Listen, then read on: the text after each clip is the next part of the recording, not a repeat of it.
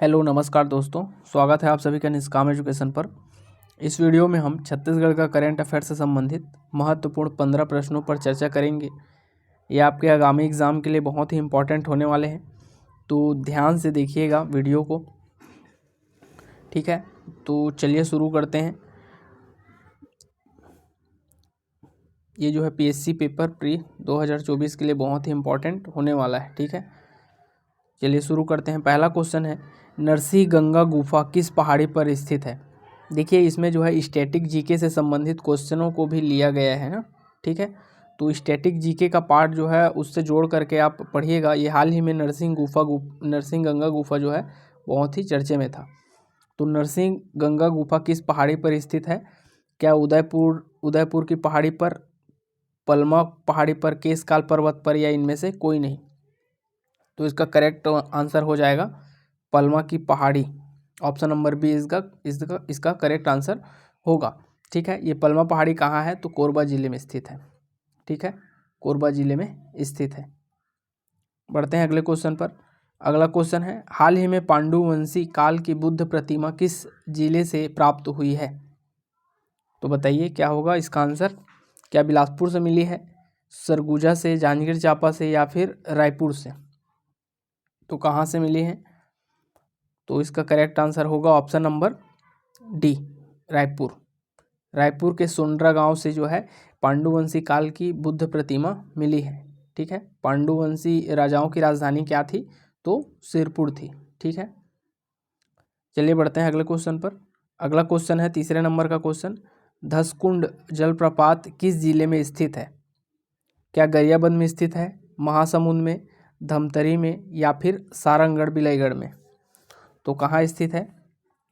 तो इसका correct answer हो जाएगा महासमुंद। देखिए इस बार जो है बहुत सारे जलप्रपातों का खोज किया गया है। ठीक है, आप बिल्कुल नए नए जितने भी जलप्रपात है सबको एक साथ लिख लीजिए पॉइंट वाइज, और उसको फिर याद करिए जिले वाइज। ठीक है, क्योंकि इस बार जलप्रपात से एक क्वेश्चन तो देखने को मिल ही सकता है। बहुत सारे जलप्रपात नवीनतम खोज हुआ है। ठीक है, इसका correct answer option number B होगा। चलिए बढ़ते हैं अगले क्वेश्चन पर।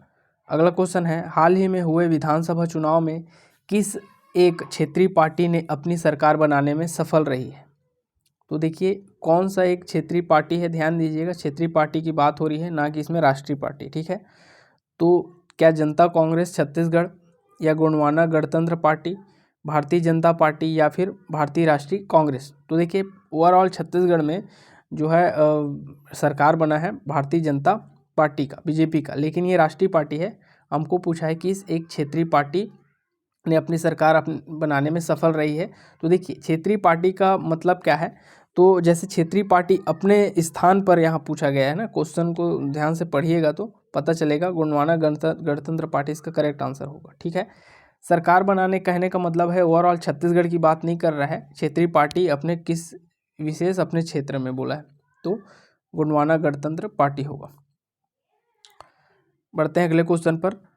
वर्तमान के छत्तीसगढ़ के प्रोटेम स्पीकर कौन है? तो बताइए क्या बृजमोहन अग्रवाल जी हैं, रामविचार नेताम जी है, या राम पुकार सिंह जी हैं, या इनमें से कोई नहीं? क्या होगा इसका आंसर?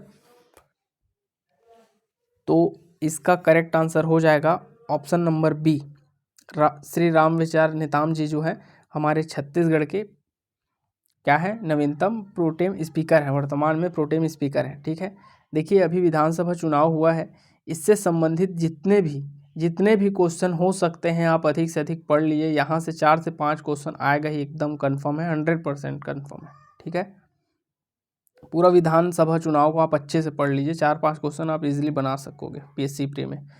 बढ़ते हैं अगले क्वेश्चन पर। अगला क्वेश्चन है, छत्तीसगढ़ के मुख्यमंत्री श्री विष्णुदेव साय जी का निर्वाचन क्षेत्र कौन सा है? तो बताइए भाई क्या है, लोरमी है, कवर्धा है, लोरमी है, या शक्ति है, या इनमें से कोई नहीं? तो देखिए इनका करेक्ट आंसर हो जाएगा, देखिए मुख्यमंत्री विष्णुदेव साय जी का इसका कुनकुरी विधानसभा क्षेत्र से जो है ये जीते हैं, और यही इनका निर्वाचन क्षेत्र है। ठीक है, यहाँ पास इनमें से कोई नहीं आएगा, क्योंकि इसमें से तो कुनकुरी किसी ऑप्शन में दिया नहीं है। कवर्धा से जो अब हमारे उप मुख्यमंत्री हैं श्री क्या नाम है उनका, शर्मा जी हैं, उनका है, ठीक है। और लोरमी से है अरुण साहू जी का, ठीक है। बढ़ते हैं अगले क्वेश्चन पर। अगला क्वेश्चन है, इनमें से कौन एक सुमेलित नहीं है? तो बताना है भाई। इसमें दिया है, एक तरफ कैबिनेट मंत्री दिया है अभी वर्तमान का, और दूसरी तरफ दिया है उसका निर्वाचन क्षेत्र। तो पहले में दिया है केदार कश्यप, नवागढ़ निर्वाचन क्षेत्र। दूसरा दिया है ओपी चौधरी, रायगढ़ निर्वाचन क्षेत्र। ऑप्शन सी में दिया है श्री श्याम बिहारी जायसवाल, मनेंद्रगढ़ निर्वाचन क्षेत्र। और ऑप्शन डी में बोला है सभी सुमेलित हैं। तो इसमें आपको बताना है कौन एक सुमेलित नहीं है। तो इसका करेक्ट आंसर हो जाएगा option number A, Kedar Kashyap. Kedar Kashyap का जो निर्वाचन क्षेत्र है वह नवागढ़ न होकर के क्या है, नारायणपुर है, ठीक है। नारायणपुर विधानसभा निर्वाचन क्षेत्र से ये बिलोंग कर रहे हैं, ठीक है। जितने भी कैबिनेट मंत्री हैं सभी को एक साथ लिख लीजिए, और उनके कौन कौन से विभाग है उसको भी आप पूरा अच्छे से याद कर लीजिए, ठीक है। क्वेश्चन आने फिक्स है यहाँ से। बढ़ते हैं अगले क्वेश्चन पर। अगला क्वेश्चन है, विश्व का सबसे छोटा प्रजाति का हिरण छत्तीसगढ़ के किस स्थान पर देखा गया है? तो क्या कांगेर घाटी में देखा गया है, इंद्रावती उद्यान में, गुरु घासीदास उद्यान में, या इनमें से कोई नहीं? तो इसका करेक्ट आंसर हो जाएगा ऑप्शन नंबर ए, कांगेर घाटी राष्ट्रीय उद्यान में जो है विश्व का सबसे छोटा प्रजाति का हिरण देखा गया है, ठीक है। हमारे छत्तीसगढ़ में ही कांगेर घाटी में। आते हैं अगले क्वेश्चन पर। अगला क्वेश्चन है, कुंवरपुर परियोजना किस जिले में संचालित है? तो देखिए ये जो है स्टैटिक जीके का पार्ट है, लेकिन ये जो है चर्चे में था, अभी कुछ यहाँ पर फेरबदल किया गया है, उसको चौड़ीकरण करने का कुछ काम किया गया है, इसलिए यह जो है चर्चे में था, ठीक है। इसलिए इसको यहाँ पर लाया गया है करंट अफेयर में। तो कुंवरपुर परियोजना किस जिले में संचालित है बोल रहा है? तो क्या सरगुजा में, बलरामपुर में, कवर्धा में, या धमतरी में? तो इसका करेक्ट आंसर हो जाएगा ऑप्शन नंबर ए, सरगुजा में है, ठीक है। कुंवरपुर परियोजना सरगुजा का पहला परियोजना है। इसके अलावा यहाँ पर श्यामा परियोजना भी है, ठीक है। इसी प्रकार आप बाकी सभी जगह के भी देख सकते हैं आप लोग, ठीक है। एक क्वेश्चन को उठाइए और उस क्वेश्चन में जितने भी क्या है ऑप्शन है वहाँ से आप सभी का पोस्टमार्टम करते हुए जिसको पूछा गया है उसको सबको आप याद करिए। जैसे धमतरी दिया है तो धमतरी से क्या क्या परियोजना है, कवर्धा दिया है तो कवर्धा में क्या क्या परियोजना है, बलरामपुर है दूसरे ऑप्शन में तो बलरामपुर में क्या क्या परियोजना है, सभी को आप याद कीजिए। और सरगुजा में, सरगुजा को तो पूछा ही है इसलिए सरगुजा को याद करना ही है। आप अगर ऐसा करते जाते हैं 8-10 क्वेश्चन, 15-20 क्वेश्चन एक दिन में भी, तो आपको बहुत जो है तैयारी अच्छे से हो सकेगा, ठीक है। बढ़ते हैं अगले क्वेश्चन पर। अगला क्वेश्चन है, गजमार पहाड़ राज्य के किस जिले में स्थित है? ये नवीन क्वेश्चन है, अर्थात नया इस बार खोजा गया है, ठीक है। तो गजमार पहाड़ किस राज्य के किस जिले में है बोल रहा है? तो क्या सूरजपुर में है, धमतरी में है, रायगढ़ में है, या महेंद्रगढ़ लिखा गया है, सॉरी दोस्तों, यहाँ पर मनेंद्रगढ़ होगा ना, मनेंद्रगढ़। तो कहाँ स्थित है बताना है आपको। तो इसका करेक्ट आंसर होगा ऑप्शन नंबर सी, रायगढ़, ठीक है।